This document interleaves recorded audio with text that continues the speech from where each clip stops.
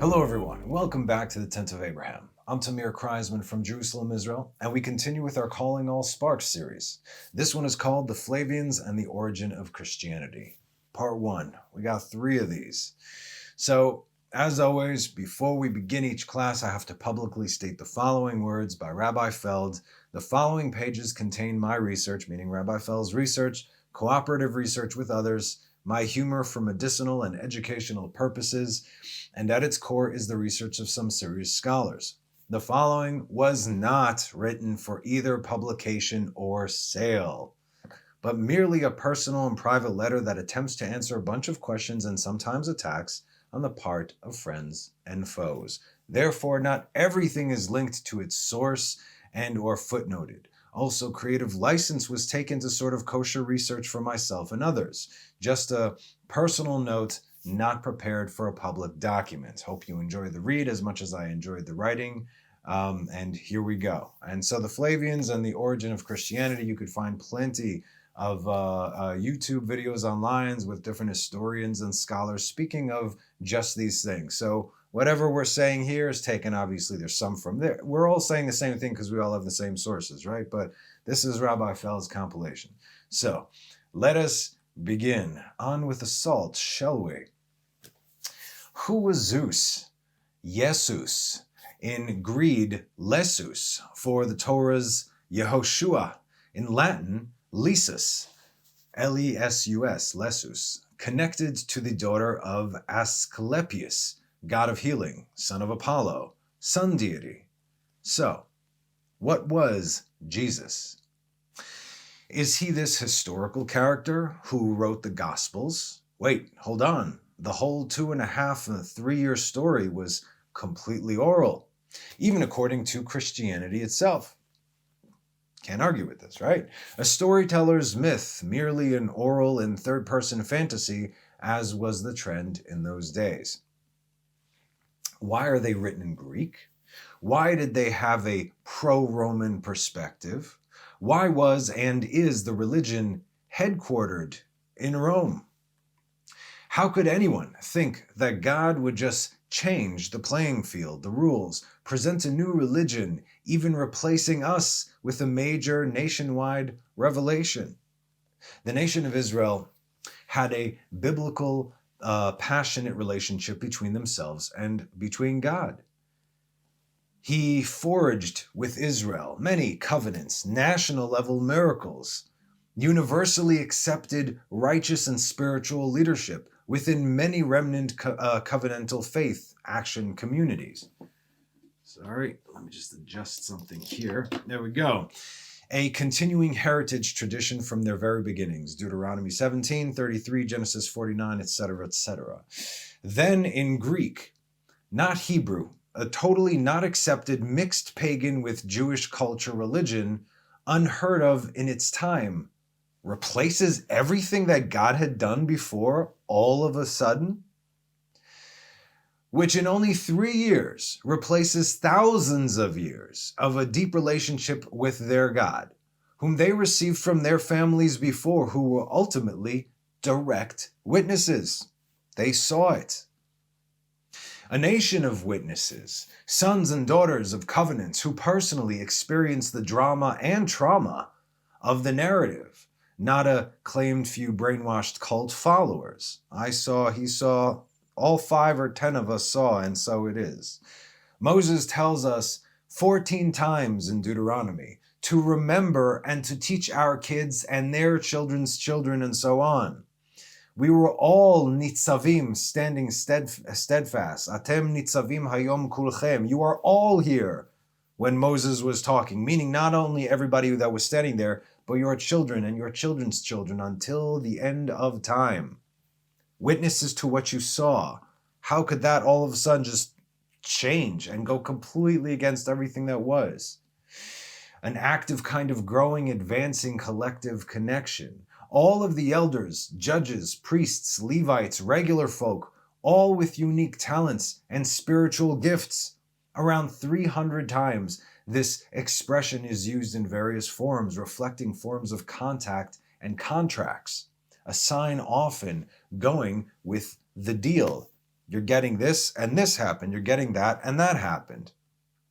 A sign is objective and not a subjective fantasy, like covenantal circumcision, tefillin, Shabbat, the sign of the rainbow even, the promise to survive and a numerous offspring out of Abraham. Yet, this is the claim of much of Islam, Christianity, and a bunch of others. Why not? All of a sudden, without another set of nationwide national revelations, God just switched everything and adopted a replacement paganized religion, basically dumping his people. Say it ain't so. It's called replacement theology. But again, this is the problem with the Messianics, is that, okay, well, so we're Israel. There you go. Problem solved. No, you're not. Who he had promised and swore by his own name hundreds of times never to abandon, but to chasten like a loving parent, always be in step with and dialogue all the time. If you sin, return to God. How many times did Moses say in the wilderness, why are you coming to me? You didn't offend me, you offended God. Moses kept on saying, see, here's your difference. Please, Jesus, help me. Please, Moses, help me. Why are you coming to me? Speak to him directly. That's the difference between a leader, a true leader, and a false prophet. See, one of the signs of Messiah, Mashiach, is that they take zero credit for themselves. Not, come on to me, everyone me. If I don't say it, then you're not getting connected in my name. These absolutely, in all of Judaism, in all of the sages and everything, does that sound like a humility to you? Again, when the greatest man alive, Moses, took zero credit for himself. He says, go directly to God. You are his children, just like I am. You could pray on behalf of Israel. That's what he did. That's what we all do. I pray on behalf of Israel, not on behalf of myself, because I'm connected. What good is it if I pray for myself, but my brethren are all over the place? Then how is that helping me at all? What do we ultimately want?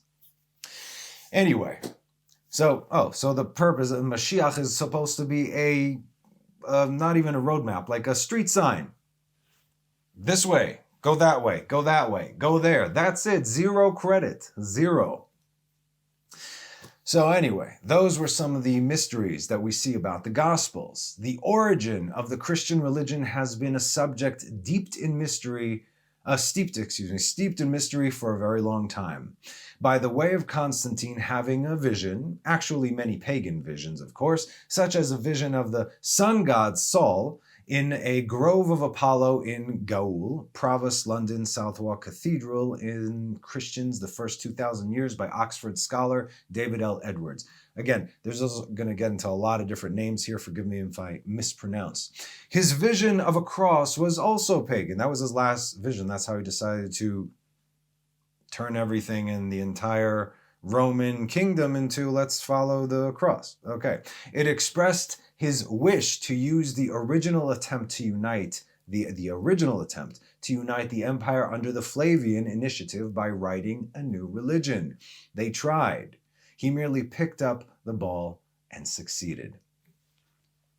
Rav Isaac Orabio, expert in Christianity and a rep of the Jews in Amsterdam, formerly of Portugal, knew even back then that if one were to do due diligence in the sources, he would know that there was never a real-time Jesus situation. Again, it was merely a compilation of pagan religions, all of whom predated Christianity. He worked with Rabbi Raphael de Aguilar, who likewise defended us and knew there was not a real historic Yeshu. Like I said, everybody's getting all salty. I only started this thing. We're only getting started here. Wait until the end before you blow your lid. He worked with Rabbi Raphael de Aguilar, who likewise defended us, who were saying that there was no real historic Yeshu, as in like the dude that is being portrayed. All this about 400 years ago. Look at the Ramban, Nachmanides, and for instance, Rabbi Menachem HaMeiri, Beit HaBechira, Sotah 47a. Okay, so here's a teaching moment. Masechet Sotah 47a, it says, the sages taught, it should always be the left hand, the weaker one, that pushes away, and the right, the stronger hand, that draws him near, right? In other words, even when a student is rebuffed, he should be given the opportunity to return. This is not, and this is what it says there, this is not like Elisha who pushed Gehazi away with both hands, and not like Yehoshua ben Prachia who pushed Jesus the Nazarene, one of his students, away with both hands. There's a whole story in there. But again, Yehoshua ben Prachia predated the supposed time of Jesus by 300 years. And then there's also another story with Jesus and Rabbi Akiva. And we know that this was written roughly around 135 of the Common Era. So it's before and it's after what? So you're telling me there was the Jesus the whole time over there? No, it wasn't. And as we discussed in the last class, some of these things were metaphors to kind of explain all angles, and we'll get to that too. You know, the church tried to censor some of our writings. Well, only 1 out of 5 censored versions used the name Yeshu, which is a term of the general category of man-pagan gods on partial Jewish platforms. Yeshu, Imach Shemo v'Zichro. Professor Marcus Jastrow, A Dictionary of the Targum, Bavli and Yerushalmi, and the Midrashic Literature. New York, G.P. Putnam Sons, 1903, page 30. There's your reference point for that. For our educated Jewish readers, the Ramban, Chacham Zalami Zeti, expert in disputations, and many others pointed out that certain references are not literal, and it is wrong to think so for many reasons, like I just said. We never heard of Christianity in its claimed timeline, like in other words, when it actually happened. There's nothing in history that actually proves that that took place in that time, these stories of the Gospels. You have things that were technically written before and written after, but never during that timeline. Very strange. Nothing in history. Very strange. The Flavians put it together in a project to unite the empire. It succeeded in kicking off a certain kind of mixed religion of paganism with a Hebrew base and dated back 40 years. This is how they, oh look, it's a prophetic book. Because, why? Because you said it was dated back 40 years. The fight did not emerge from any events in a historical context, but from a literal project that created a new/old religion. The Jewish collaborators who worked putting this mixed religion together to unite the empire left hundreds, if not thousands, of contradictions, which again, you start on the first page. Even slightly modeling the main figure after other much earlier myths or symbolic people, like we saw last week. Oh wow, where have we seen this story? Virgin birth, stars in the sky, 3 wise men, Son of God, died, resurrected. In how many religions and pagan religions have we seen this dating back way thousands of years, 3000 BC in Egypt? They knew this would give Jews of the future ample ammunition to reject the brutal claims of Rome, as well as giving those under the church a way to climb out of it. Yeah.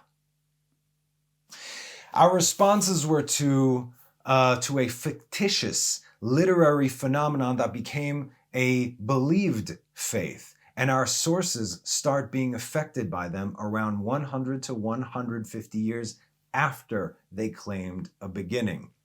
This is when the organized religion of Christianity actually supposedly became a thing. Our sources utilized arguments we had with all kinds of heretic groups that spanned generations who were not Christians per se. There were many weird groups with much in common and trends which the Flavian writings tapped into. For example, Rabbi Yochanan mentions that there were more than 24 heretical movements at the end of the Second Temple period. What you think this, Jesus or one of the Jesuses was the only guy who said, hey, I'm Messiah? It was part of the whole messianic thing. There were so many messianic movements over there. Just another false prophet. False Messiah, false prophet, whatever, same thing. Others show that there were at least 20 fake messianic figures in that time of Josephus. Source, War of the Jews, Volume 3, a survey Downers Grove, Illinois. InterVarsity Press, 1996, page 76. Our earlier responses fit fine to answer this new version of old paganism mixed with some oral Torah. He writes, oops, did I say oral Torah? Ah, yes. These heretical groups, because again, you could find oral Torah, oral laws actually in the New Testament. But if you throw away the oral law, then what is it? Like the whole, I love it. Okay, anyway, these heretical groups, which more or less merged into what ultimately became Christianity, were full of oral Torah. The best, most inspiring notions, homiletics, etc., were borrowed from us. Sure, take it. In short, the core of healthy food that nourished these groups was the oral Torah within their heresies. There's barely a page in the Quran, Baha'i, New Testament, that can be fully understood without extensive knowledge of our ancient, beautiful, enlightening, and delightful oral Torah. If you were taught to hate it, which again, this is what the whole thing is based on, hate it, and to think it is satanic and dark, well, you may as well throw away your holy edition because it is heavy with oral Torah. Mazel tov, congratulations. The good news is that you already love a boat full of oral Torah sitting within your faith, hidden in plain sight. Now, I'm going to give you an example, but like we said, there are hundreds. For instance, and we've discussed this actually, I'm talking to you guys now. We've discussed this a couple years ago in the book of Acts 1:12. It says, then the apostles returned to Jerusalem after, Jesus flew up to the sky again. After the apostles returned to Jerusalem from the hill called the Mount of Olives, a Sabbath day's walk from the city. This is what it says, okay? What is the Sabbath day's walk? The footnote says it's about 5/8 of a mile, meaning 1 kilometer. Now, how could they let that slip is beyond me, but there is the origin of this strange practice that the apostles of Jesus mysteriously kept. What is this Sabbath day's walk? Oh, a Sabbath day's stroll. No. In other versions, it says exactly 5/8 of a mile. After it would seem that all you had to do was believe in him and you were good. Yeah, believe in him. I am covered now by a ton of blood and we are good to go. I can do whatever. This command, which is included in Shabbat, is called Eruv. It's the oral law. This means that you are not allowed to leave the confines of the city by more than 1 kilometer. Where do we get this from? Where is this point of origin? Exodus 16:29. See that the Lord has given you the Sabbath. Therefore, on the 6th day, he gives you bread for 2 days. Let each man remain in his place. Let no man leave his place on the seventh day. What is every man's place? Rashi says 2,000 amot, 1 kilometer from the border of the city, which is a Sabbath day's walk. Where does he get it from? The Talmud, from our sages, the witchcraft, the heresy, the Talmud, yes, who had these traditions handed to them personally from generation to generation, going back to the time of Moses when this command was given. This is just one example, okay, of the oral law in the New Testament that completely invalidates the oral law. It's done away with, right? Then what? You get it? Me either. But then again, 2.2 billion Christians can't be wrong. Oh, wait. Let's continue. Joseph Atwill is one of a number of scholars today from around the world who is questioning the historic facts behind these above-mentioned ancient mysteries of the New Testament, invention and development. Where did all this stuff come from? These are historians. They don't have a bone to pick. They just want to see, let's see if something is historically accurate. Let me see if something is a truth. When examining the actual history of this era, many of the answers provided by the church and Christian scholars do not hold up to the rigorous scrutiny. Many Christians have admitted to many problems. Now, the biggest problem in the Messianics is that they attempt to validate the New Testament by using Torah. But it's all over now. This is really important for our culture to understand where Christianity came from. No doubt Christians have done a lot of good in the world. But then there are other Christians, often the most dogmatic, who create wars, hatred, and, harm others under the disguise of religion in the name of Jesus and whatnot. A lot of things are said in the name of Jesus, apparently. In studying how Christianity emerged, many of our scholars agreed that it was used as a political tool to control the masses. Everything is politics to control the masses. Are we seeing where we are living today? To control the masses of that day, particularly, and it is still being used today in this way. The problem is that Christianity has been used as a tool by government that uses the goodness in people against them. Like I said, these whole teachings are not to come out against Christians. This is against the false religion, the false doctrines. You guys are not even aware that you are enslaved. You are not even aware that this is the greatest trick in the history of mankind, and you fell for it. But again, it's not too late. It's almost too late, but not yet. For example, support for the wars has been preached to Christians as a way to speed up the end of days. This is just one example of the way the propaganda is used to control and manipulate for the pockets of the arms industry, right? This is why we go to war. Who do you think instigates all these wars? Who has the most to gain from these wars? They make it about faith. They make it about religion. They make it about all these things that they know will pull on your heartstrings. But what's the bottom line? That's just, again, on the superficially the bottom line. There's way more beyond that, but this ain't the class for that. So first is a claimed 3-year ministry. Okay. Second, the fanciful claimed resurrection. Now, you need a third, right? I never thought of it like that, but it's true. Meaning you need a third coming. Maybe we need to expand the possible answers about how Christianity originated, and deeper questions need to be asked. Maybe we need to examine what political motives were behind the formation of the Christian religion. I think it's a requirement of alert citizens to know how the Gospels were written, why they were written, who produced them, what was the purpose. This is good citizenry. Everyone should be involved in this. Today, we live on the brink of an immense paradigm shift, and this modern time is very parallel to the era in which Christianity emerged. He's talking about the paradigm shift. I don't know how long ago Rabbi Feld actually wrote these things. Again, like I said, I have the printed out thing, just regular documents, which I had to then, convert to digital.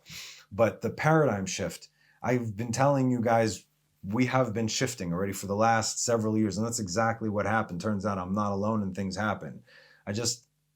There's another shift that's currently happening right now. It started not too long ago, but it's happening again. There might be a lull. It's like turning the dial. Like if you want to unlock a safe, you got to turn it all to one side, you hear a click. That's the first shift. Now, from that click, there's a moment of silence, right? There's a lull. Then it's got to turn again to hear another click, and you keep turning it less until something opens, right? The shift is currently happening right now. So hold on to your seats. Studying this ancient era can give us the perspective needed for coming up with the solutions to today's problems and for helping create the better world that we envision. The light went on, the penny dropped. The penny dropped that Jesus as a human being never existed. The presentation of the JC character, it's somewhat of a composite of many messianic leaders of that time. Like I said, there were dozens, hundreds even. Well, let's just go back to the drawing board and we'll leave aside all of the assumptions of Christian history. Let's just look at the text afresh and consider every possibility. So let's open the whole can, shall we? Is it possible that Christianity is simply paganism by a different name? And now it feels completely obvious. Some of us are saying that this was a sun god turned into a Jewish man. In all of this, we're dealing with literature. We're not dealing with history. This is the biggest problem. Oh, because it says this, it's history. But it's not. Everything that Israel went through can actually be corroborated from history, from historical findings of where the Jews were, of where Israel were, starting from Egypt, going to Babylon and Persia, and so on and so forth. All these things. We have all our history that we have in our Tanakh throughout the world, wherever we traveled, okay? Plenty in Israel, obviously. So when you take someone else's writings, literature, and there's nothing else to base on this of that time, you can see where people, it's like, here, Scientology. What was his name? L. Ron Hubbard. He wrote science fiction books. And there's a church of Scientology. Why not? Of course, the aliens, they live in the volcanoes and they're coming in. You look at them like they're crazy.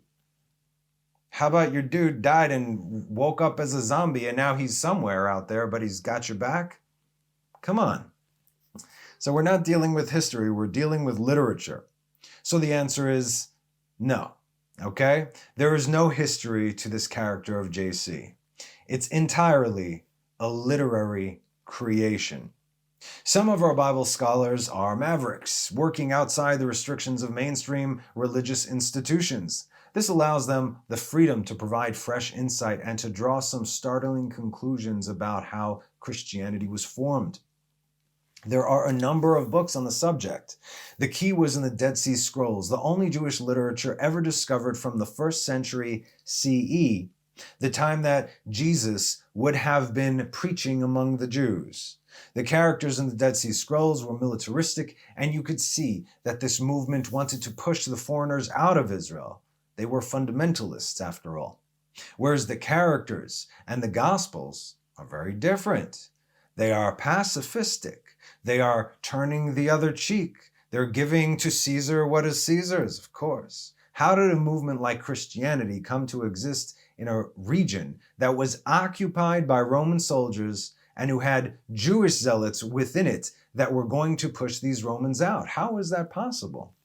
Researchers began studying the other two major works in the era, the New Testament and the Wars of the Jews by Josephus Flavius.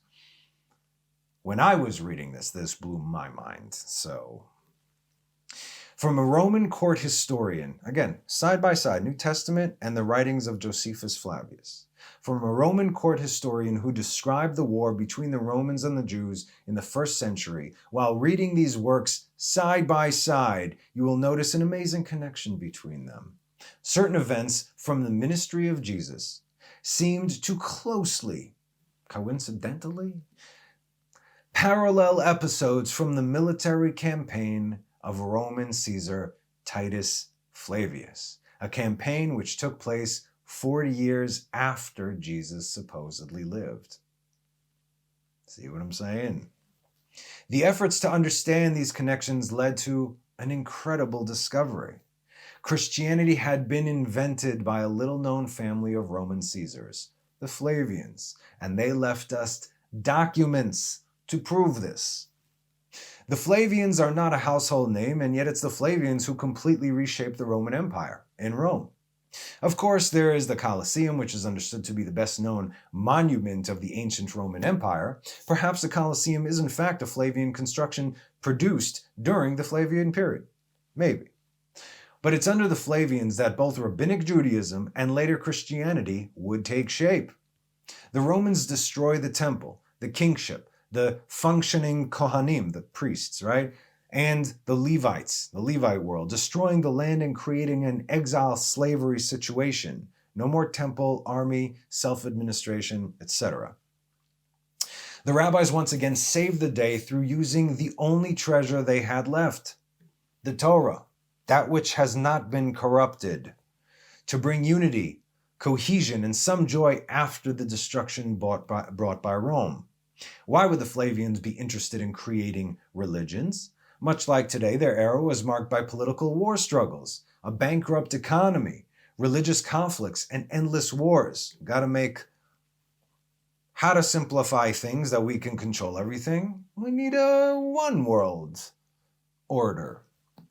In the midst of this turmoil, the Flavians seized control of the Roman Empire and ushered in an immense paradigm shift. To understand the Flavians' rise to power, we need to go back to the reign of the previous powerful rulers, the Julio-Claudian dynasty, beginning with Julius Caesar in the year 49 BCE. The Julio-Claudians ruled Rome for over 100 years, transforming the government from a republic into an empire.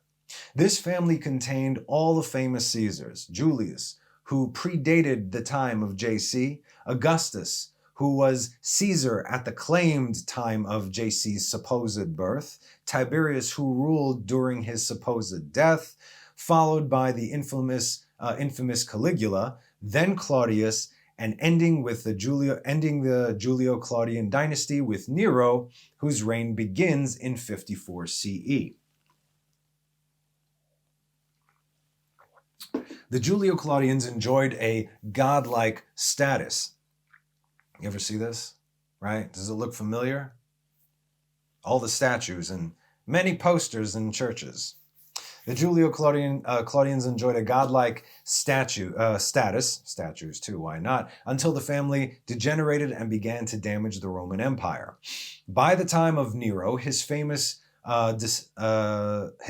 decadence was bankrupting the empire, and the Jews of Judea were staging a huge rebellion against their Roman rulers. This actually happened. We destroyed, I believe it was 2 Roman legions, which was unheard of. And then the Romans made it their mission in life to destroy Israel. That was it, because we hurt their pride and their people. Well, army anyway. Judea was one of the many conquered provinces that made up the Roman Empire. The region, which after Hadrian 135 CE, was also known as Palestine. They changed it to Palestina, like as a stick it to the Jews, was controlled by a family that served as Rome's tax collectors.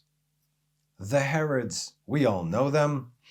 They were a Greco-Arab family, somewhat possibly Judaized, though Judaized when it was convenient to please the subjects they were given, who were put in power and destroy the previous Jewish ruling family, the Maccabean family, root and stock.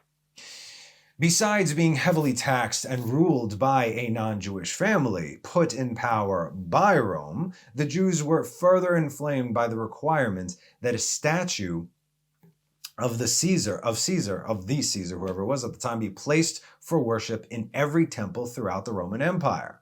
You could pretty much have any god that you want, but legally you had to submit to the emperor as a god as well. You had to at least acknowledge that the Roman leader, who was also, of course, a divine figure, but the Jews would not have any of this. Of course not. It's fundamental to Jewish biblical belief that you shall not make an engraved images or combination or partnership of gods. 1. You cannot give divinity to animal, human, or celestial entities. A big biblical no-no which Jews have died for. This is yareg ubal yavo. In other words, if someone makes you swear allegiance to any foreign god, bow to a statue, kiss this, kiss that, it says, choose death. Don't worry, but you choose death over that. That they try to convince that God is, according to Judaism, God is not man. He is invisible, pure spirit. There is nothing physical about God. God created all things. All things are of God, yes, but not of God's own creation. You see, this command is called, here we go. Yareg v'bal yavo. You choose to be killed over bowing to a false god or man god or lamb god. See Shadrach, Meshach, and Abednego, right? Daniel chapter 3. See Abraham in the book of Jasher, thrown into the fire. They both got thrown into the fire, both saved because they would not bow. It's part of the commandments given at Sinai by God and laws given in the desert. So the Jews never believed in multiple or material represented godheads or partnerships of God and sons, God and daughters, God incorporated, etc., or any physical representation of God. Again, if you read the 10 Commandments, first of all, the first 3 commandments state it right there. Second of all, immediately after the 10 Commandments are done, say, remember you didn't see anything. Remember you saw no image and don't even think of making one. The Jews had a very, very different type of religion. They had a religion which was much more focused on the experiential book and its living explanations. Ethical action, deed over creed. This presented a real problem for the Romans, because how can you control a people like this? They tried to install statues of Caesar, but the Jews, they weren't going to buy into that stuff at all. In fact, it aggravated them very much. It enraged them, and the Romans really didn't understand this. Just bow down. What's the big deal? Just do it, and we'll let you live in peace. It's not statues, it's books and their explanations, right? You can't get to us with statues. We are people of the book. Let's write a book for them. Let's write a book in general. These books contained what are known as the Jewish messianic prophecies. The thing that most moved the Jews' revolt against Rome was Roman persecution and evil decrees against Judaism. We got the sense of optimistic ability to do so from the Torah's promising us one day to be successful and free. The majority of the sages of that time, agreeing in principle and suffering terribly under the Nazi-like Rome, were against the revolt. Don't do this. They did not see that we could win for many reasons at the time. Time proved their analysis and divine inspiration correct, much lower than prophecy, which the Torah told us was already closed. Prophecy was closed 500 years before the Second Temple was destroyed. There was no prophecy. There is no prophecy. Okay? In other words, they were correct by saying, if you do this, this is what's going to happen to the people. And that's when the sages saw and they started writing down the oral law. I said, they're moving ahead with this. We don't want to go along with this, but this is what's going to happen. So we need to remember these things. Our holy writings did say that eventually a world ruler would come out of the nation and would be David-like, meaning the nation of Israel, obviously. Holy books inspired the Jews to expect a redeemer who would redeem Israel, rescue Israel, restore Israel to power and leadership in the world. The Messiah that the literature described was a warrior. The Messiahs would have claimed the same attributes that David did. David could overcome any army because God gave him the power to do so. If you had the spiritual merits and power of God, you could easily defeat the army of Rome, right? The people rebelled against Rome, against the advice of the sages who were led by a semi-messianic movement that had a series of messiahs that had come forward to fight against the Roman Empire.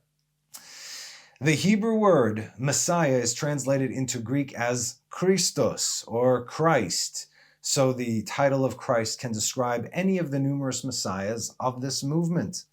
Yes, the word Christ or Christians can refer to the Israel Messianic movement, but that's also a later term.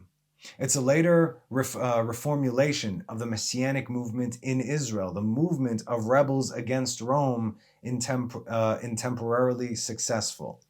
It actually defeats them militarily, so it must have been a huge movement. Like I said, they repelled 2 Roman legions.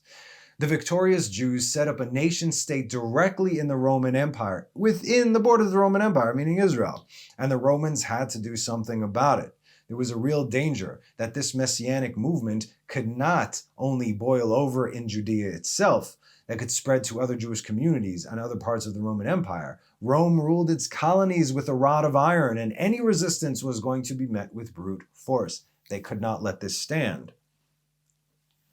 What kind of sin could a Jew do that would really, really aggravate Rome? Believe in another God-man, God-woman in the long list of them, right? No. Eat pig? No. Break Shabbat? No. What would really upset Rome? They thought it was a waste of work and time and dangerous to the empire to keep the Shabbat, making slave and master equal. Not listen to the sages? No. That would actually be good in Roman eyes, because the sages said, let it be, this has to happen. At this point in time, they murdered in cold blood thousands of our beloved sages and their families. Now, not paying taxes or believing in any possible replacement leader for Roman authority, that would get you killed. The collaborating Sadducee party, less than 3% of the population, by the way, here's your vocal minority, were the official kangaroo court and rubber stamp for whatever Rome wanted, much like the Vichy French who aided the Nazi occupation. At this time during Nero's reign, 2 of the finest military men in the empire were the Flavians, Vespasian and his son Titus. Vespasian and Titus were military men. They spent a great deal of their life outside of Rome. For over a decade, they had waged war against the Druids in Brittany and Gulf. Vespasian and Titus were successful in essentially destroying the Druids. They left behind no historical record of their existence, and it's the Flavians that Nero calls upon when he needs to suppress the Jews' rebellion in Judea. Nero responded by asking his best general Vespasian, and his son Titus to go into Judea with a huge army of 67,000 troops and a similar number of support individuals.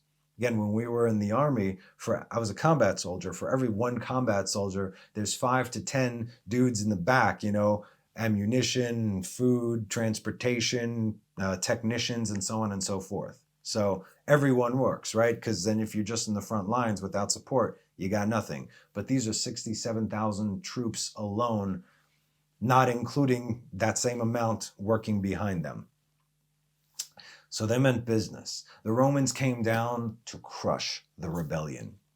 In the year 66 CE, the Flavians began their military campaign against the Jews. They start further north in the Galilee. Listen. Further north in the Galilee, where the first of the 3 key events take place.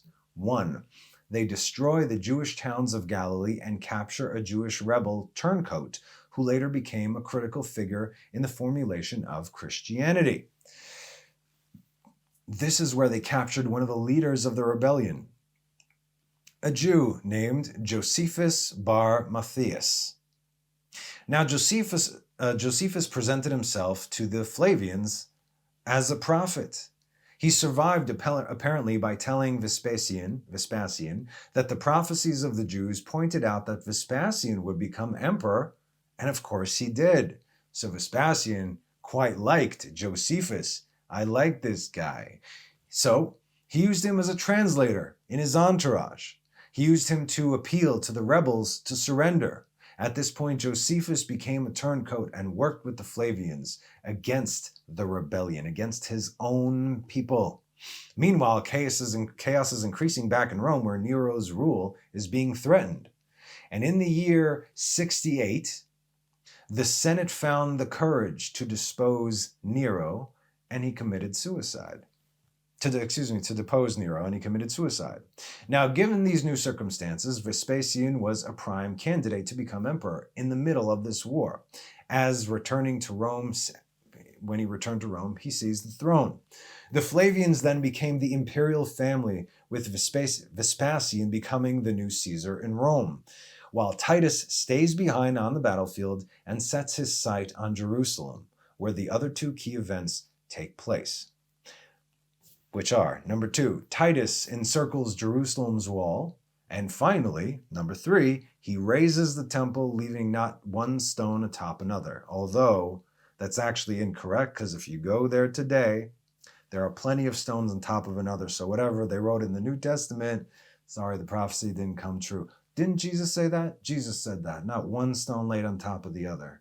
And yet, we have proof sitting there today for all to see that speaks to the contrary of this. Yeah. What do we do with false prophets? Okay.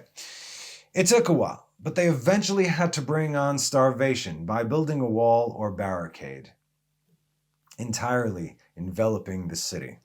You know what? I hope I remember to do this. If you check the description for this, I actually did a voiceover with the City of David, and they created like a 3D animation of what Titus actually did and how he encircled Jerusalem. So I'm going to place that link below the video. Okay, so you guys can actually see what happened, the war, where they moved, how they moved. This is mamash. This is very cool.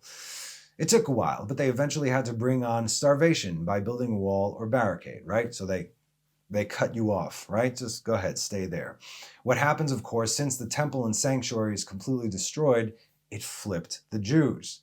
It was the ultimate calamity because, of course, this was the house of their God, and it was destroyed by the Romans quite thoroughly. Titus, of course, was the victor of this great siege, and Titus carried the spoils of this captured city back to Rome for his triumph. Arch of Titus and whatnot. He took the treasures and vessels of the temple, their famous 7-branched candlestick, the menorah. You can see it right on the Arch of Titus in Rome. It's in the basement of the Vatican, but they don't know what we're talking about. It celebrates that tremendous victory of Rome, again, triumphant, and Titus, of course, is the hero of the day.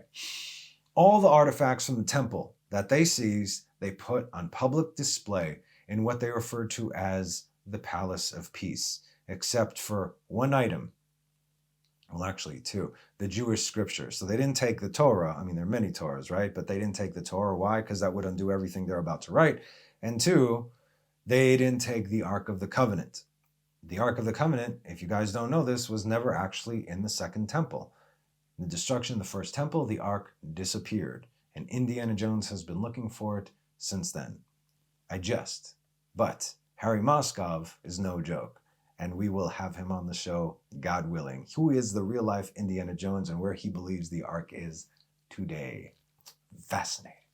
Anyway, Josephus records that the Flavians placed it in their private palace, where no one was allowed to see it. Although Titus Flavius successfully ended the rebellion in Judea, another rebellion soon broke out in Alexandria, Egypt, all over the place. The Flavians were clear that this was not the end of the Jewish messianic movement. They also recognized that it was the Jews' messianic literature that was fueling this movement. So once they captured the Jewish scripture, they had all the other copies, and they had all the other copies of it destroyed. And that's why the Dead Sea Scrolls had to have been buried in a cave. You could go there today in Qumran. It's fascinating. Oh, by the way, they found this in 1947. The story goes like this. No joke. A Bedouin shepherd boy was shepherding his sheep, and one of them went into one of these caves. It was dark. He wanted to get the sheep out, so he picked up a rock and he threw it in the cave, and he heard like pottery shatter. So he went inside and he found these pots with scrolls written inside them. You got the book of Enoch in there, the book of, I believe, the book of Adam and Eve, Isaiah, many other scrolls in there, and a Torah scroll. And again, a lot. Now, we don't know how many. You know why? Because who did he go to with this? Who got first dibs on this? The Roman Catholic Church. Therefore, whatever we have today, just like back then, is what came out of the Roman Catholic Church. True story, not even that far back. Look it up. Yes, so there was not a single scrap of literature found from the Messianic movement until the scrolls were discovered. But Jews always knew by heart oral and written Torah and were, until this very day, indestructible. So you could take those, but what we have is here and what we have is here, and that's something that you cannot take away. Vulnerable, yes, but indestructible. So, they succeeded in burning our Talmud and Tanakh in later years, many times under Catholic and Protestant auspices. And way back then, it was even harder. Because we always had none written Torah. We didn't have what we have now is the Talmud and the Mishnah, and the oral law was never written down. This is except for notes of students. That's why they're such a treasure. Also, meaning the Dead Sea Scrolls, because they're the real voice of the Messianic movement that we have in writing of that time that Jesus supposedly was there. No mention of Jesus, though. The real voice of the Jews' Messianic movement, according to our scholars, was violent and militaristic. Not the pacifistic version depicted in the Gospels. War against Rome was a Messianic war. Bloodshed turned the other cheek. What? And was inspired by their persecution against Judaism. So that's why the scrolls are not only the literature of the Messianic movement in Israel, they're also the literature of the war against Rome. The Romans needed to subdue the Jewish religion, so they set about influencing it and changing it. They realized, I can't destroy the Jewish religion altogether. That's not their objective, right? You don't need to destroy something altogether. They realize they're sensible enough to realize that they can't do that. So what you have to do is try to create a type of Judaism that is benign. Sure, do your little Judaism thing. It's all good. You're totally worshiping your God. And exactly coinciding with the rise of the Flavian dynasty is the arrival of two benign forms of Jewish ideology. It's during this period that a new literature enters history which describes a peace-loving, turn the other cheek, resist not evil, submit to the dominions, Rome, preaching of a Jewish Messiah named Jesus Christ. But if the Flavians wrote the Gospels, how could a Roman family know how to write Jewish literature that refers to Jewish prophecy? You know what I'm about to say. The answer lies in the Flavians' collaborations with a number of Jewish intellectuals, beginning with their own court historian, Josephus Flavius. Josephus arrives back in Rome with Titus. He becomes an adopted member of the Flavian family, an amazing turn of events for the Jewish turncoat.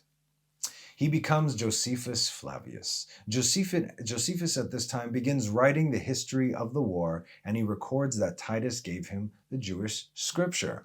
Josephus historians have always been associated with the origins of Christianity. Time and again, you can find parallels between what Josephus writes and what turns up in the Gospels. Don't worry, we're going to get to that. It's powerful evidence of their true origin. In reading the works of Josephus side by side with the Gospels, scholars have noticed parallels between the two works. It appears as though the history of Josephus records events that fulfill the prophecies of the Old and New Testament. Early Christians understood this connection. In fact, when the Bible first began to be printed in the Middle Ages, it included the history of Josephus. He was employed to write the official history that we have. The other histories from this period have been destroyed ruthlessly by the Romans. Josephus tells us this in very chilling passages, how the Romans inserted complete control of the literature of this period. There were alternative histories of the Jewish war written as well. The Romans rounded up the writers of those histories and executed them. Right? History is written by the victors. That is to say, they ruthlessly wiped out any alternative history. What we say goes. The only history we have is written by Josephus, and let's remember who Josephus was. Chief propagandist of the Flavian dynasty, and he was very, very good at his job. He moved back to Rome. He was given an apartment in the emperor's own townhouse, and he was appointed the chronicler of the Roman Jewish war using Vespasian's own diaries of the events. Also, in the pages of history, Josephus declares that the Jews' Messiah, or Christ, is none other than Flavius Vespasian and his dynastic family. To put it succinctly, Josephus says that there was a prophecy that a world ruler would come out of Israel. The Jews thought this applied to one of their own. They were wrong in their understanding, as he used the most cynical interpretation. Remember that. Cynical.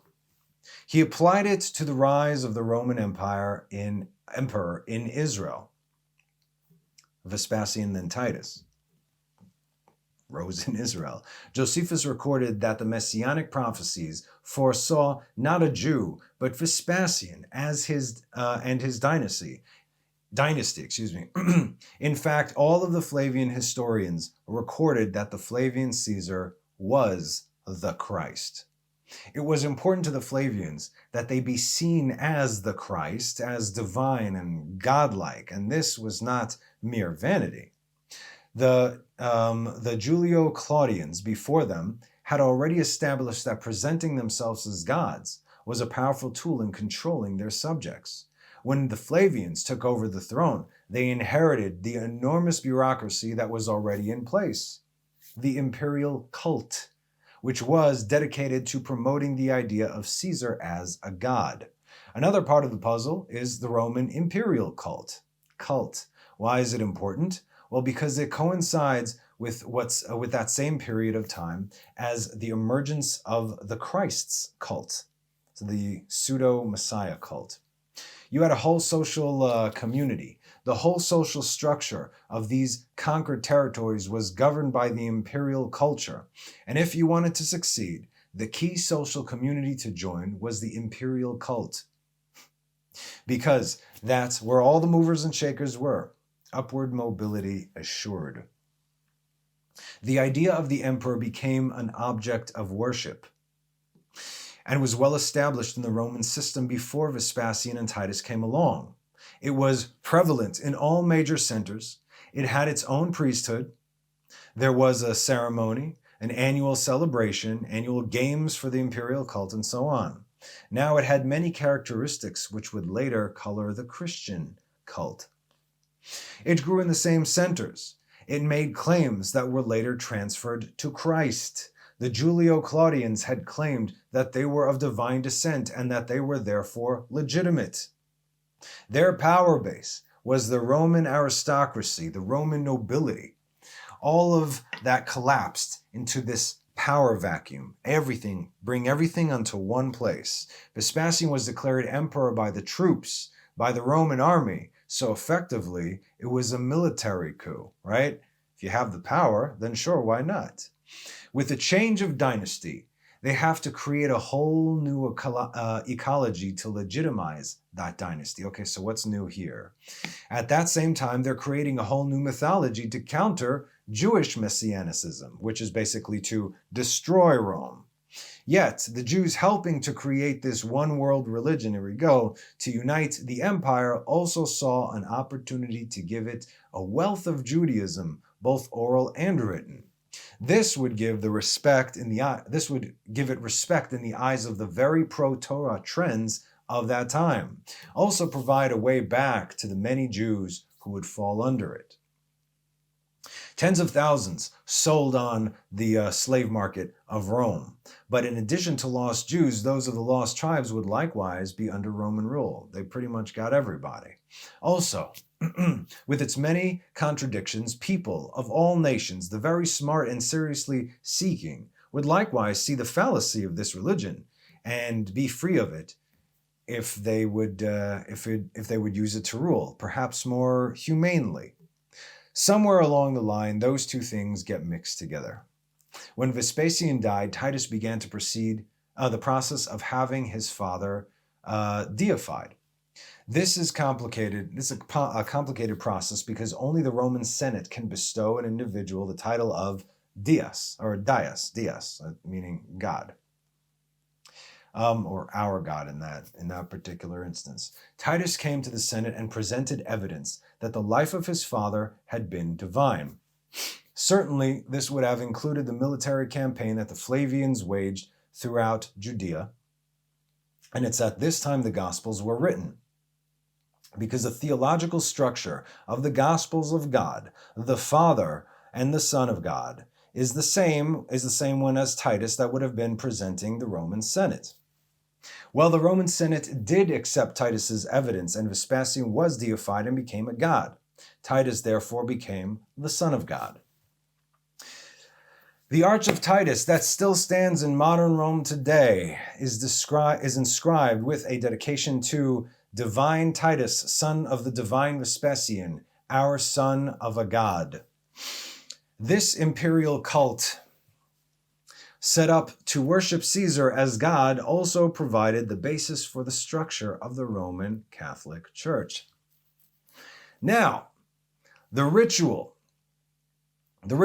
paraphernalia, and symbols of paganism were transferred wholesale to the Christian church. Let's just take this and just put this spin on it right here. The most obvious and clear example is where the title of the pagan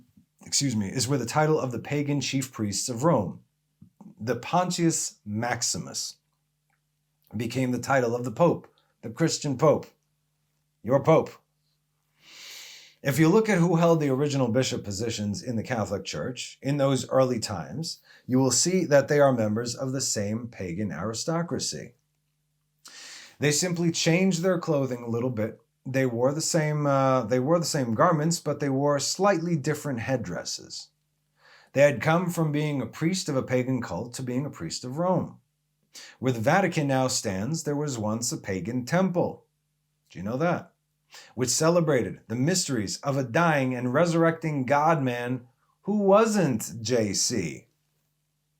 There are many churches in Rome. There are some where you go above into the church and see statues there of Jesus, and if you go underneath, there's little sanctuary of Mithras. it's basically the same thing, right? They're like, okay, here, we'll take this guy now. So the Roman plot to invent Christianity is just so clever when you think about it. Through the Pope, who is God's representative on earth, right? Or in this, the vicar of Christ. So he's Jesus's representative on earth. They no longer needed expensive standing armies, wars, and punishment of disobedient peasants. They could, through religion, rule their subjects. Because again, if you believe it, then how many times have we heard this in the churches and in messianics, where the person in charge says, the Lord has anointed me. Fake rabbi over this fake yeshiva, pastor over this, preacher over that. And if you question me, it is to question God himself. I heard it with my own ears. I'm sure you have too. So, over time, Roman Christianity propagated throughout the empire by way of mass media of the day. The Roman roads. That's how they got everywhere. The Romans must have approved of this new religion because some scholars asked if the Gospels really were Jewish literature about a Roman sentenced criminal. Why wouldn't they have been destroyed then, right? Makes sense, right? If Jesus was against Rome and Christians were against Rome, then why are they handing these things out? Why are they propagating it? Good question. One of the really surprising things is to realize the extent of Roman control or propaganda of literature. So that when you suddenly get all of this Christian literature arising in this period, one has to ask, well, how did that happen? The conclusion that one must reach, is that could not have happened without some degree of complicity on the part of the Romans. That's the only way they would allow it out, as if they wanted it out. So that one has led to the conclusion that the Romans must be involved in the production of this literature. You have to control the narrative. This is what they do. This is the world media today. If you control the story, you control the narrative, on both ends, the people, the masses, do exactly what you want. So if you think that you're going to this side because this party is saying this, this party and this party are controlled by the same entity. Okay? Nothing changed. To produce and disseminate this literature was a huge undertaking, and the Flavians undoubtedly had collaborators. We know that they were funded by the wealthiest family in the world at this time, the Alexanders, a Jewish family who served as Rome's tax collectors in Egypt. Like the Herods in Judea, the Alexanders had strong motivation to keep the Jews' messianic movement from threatening their position and their wealth. One of their family members was Philo of Alexandria, a famous Jewish theologian who was already writing works that combine Jewish beliefs with the modern Greek and Roman pagan beliefs of the day. Many scholars agree that his writings form the basis of much of the philosophy of Christianity. If these pagans, in these pages, it's practically every concept that you can find within Christianity, predating the supposed Christianity. He combines Greek philosophy with Judaism. Can't you read this? For the Greek and for the this? Sure. He found an extremely wealthy family, and this is important because you have to follow the money, right? When you're looking at major trends, new paradigms being set, what's the purpose of all of this? Who has what to gain from this? And if you look at his family, then you start seeing it's interesting, because now we were starting to come across the Flavians again. His relatives are very involved with the Flavians. That whole area is where we want to take a very close look at the Christian origins. It's from exactly the same circle of people that you get the first signs of Christian ideology, and they all lead to the rise of the Flavian dynasty. They kind of helped one another out back then. Another wealthy, influential character, Princess Bernice, was from the Herod family in Judea. She's the granddaughter of Herod the Great, a product of the Herods in her marriage with the conquered Jewish ruling messianic lineage. Princess Bernice appeared in the New Testament, which makes her an interesting character. She had 2 or 3 husbands and then became the mistress of Titus. So you can see this again, rather like a dynasty here. You know, powerful people, mixed marriages. Oh, it is not like a dynasty, like dynasty from back then. So powerful people, mixed marriages, you know, shacking up with the conqueror and whatnot. Yeah, it's really where the scholar Joe Atwill takes his idea of a conspiracy to write the New Testament, but let him say it in his own words. And I quote, "Bernice was a Herod related by marriage to the Alexanders, and, of course, later she became the mistress of Titus. The fact that she was so closely linked with the Flavians shows you that the 3 families were very unified in financial, romantic, and likely theological issues." Trifecta Godhead, if you will. By the looks of things, this coalescence seemed to have brought about a dynamic that led to the synthesis of Judaism and paganism and eventually became Christianity. So that this is very key. This is a very key time period, I believe, that the Gospels were actually written under the control of the Herods, the Alexanders, and the Flavians. There are your authors right there. These families had the motivation to create Christianity, and with the expertise in Judaism that the Alexanders and the Herods had, they had the actual technical ability to come up with these stories and the fulfillment of Hebraic prophecies. By the way, there was no historical so-called killing of the innocent by Herod. It's merely a New Testament fable. The evil puppet Roman king did, however, murder our holy rabbis and judges. Like we said, tens of thousands of them, even millions in the siege of Jerusalem. It was a collaborating Sadducee, anti-oral Torah, pro-Rome sect that controlled the priest court on Temple Mount, meaning that the Kohanim, the priests, were not even priests. They weren't priests. They just the highest bidder. The real Torah court fled north. Torah courts fled north in self-imposed exile to avoid Roman manipulation of the courts. It also explains the reason the Hebrew Bible would be attached to this new literature that had the desire of uniting the empire. Islam's Baha'i, the Jewish faith, all respect and believe in Moses, etc., to varying degrees. Yeah, Moses, but now someone greater has come along. The Quran is around 6,243 lines, and it's bigger than the New Testament. The Hebrew Bible is over 23,000 verses. It took the very wealthy Jewish families mentioned above to fund the attachment of the Torah, meaning what you call the New Testament, prophets and the writings, Hebrew Bible, Tanakh. Let's take that and now let's slap this on top and call it good. They, as mentioned above, also had a guilt-freeing agenda of sending a spiritual life preserver for their fellow lost of Judah and earlier lost tribes of Israel. They, being free thinkers, also saw this as an escape hatch for astute, sincere truth-seeking, righteous of the nations, who would see the numerous contradictions, known only for ruling the masses, and be free to leave or lead using the facade.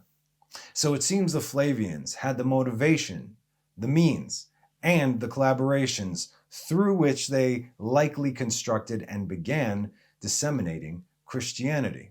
And if our scholars are correct, one of the documents they left behind are the Gospels themselves. So we're going to stop here for today. Let it all marinate, sink in, process the info, and take it to God. Now, again, this is just part 1 of 3. And after that, I got a few more things for you. So like I said, we're only getting started. So if you got beef, then hear it out and take it up with someone else, because I don't care.